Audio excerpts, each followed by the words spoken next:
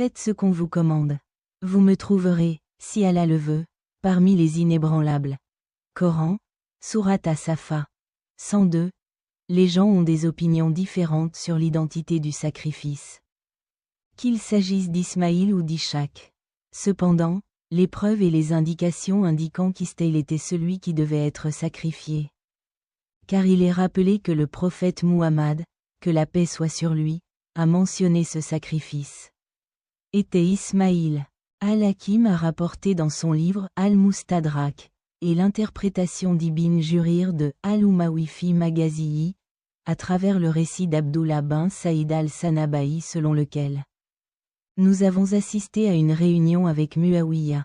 La question de savoir qui était le sacrifice s'est posée, si c'était Ismaïl ou Ishaq.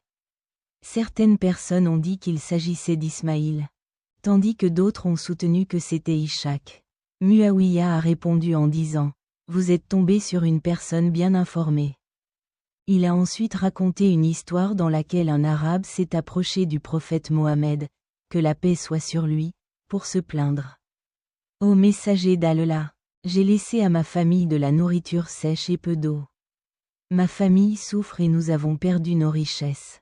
Je suis venu vers toi pour demander de l'aide de ce qu'Allah t'a accordé. Ô fils des deux sacrifiés. Le prophète Muhammad a souri mais n'a pas rejeté la parole de l'homme.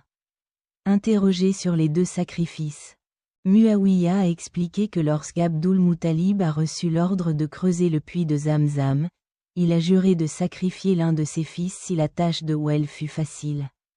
Après avoir accompli la tâche, le sort tomba sur Abdullah, le père du prophète Muhammad. Mais ses oncles maternels de la tribu Banu Makhzum sont intervenus et ont convaincu Abdul Muttalib d'offrir 100 chameaux en rançon à la place. Était Ismaïl, que la paix soit sur lui. Al-Asma'i a dit « J'ai rassemblé Abu Amr ibn al-Ala, à propos du fils sacrificiel. » Abu Amr ibn al-Ala a répondu « Ô Asma'i, où ton intelligence a-t-elle disparu? Quand Ishaq était-il à la Mecque? En effet, c'était Ismaïl qui était à la Mecque, et c'est lui qui a aidé son père à construire la Kaaba à la Mecque. Le sacrifice a eu lieu à la Mecque, et Ismaïl, avec sa mère, était présent à ce moment-là. Ce point de vue est soutenu par tous les livres et écritures et est également évident dans le contexte des versets de la sourate As-Safa dans le Coran de plus.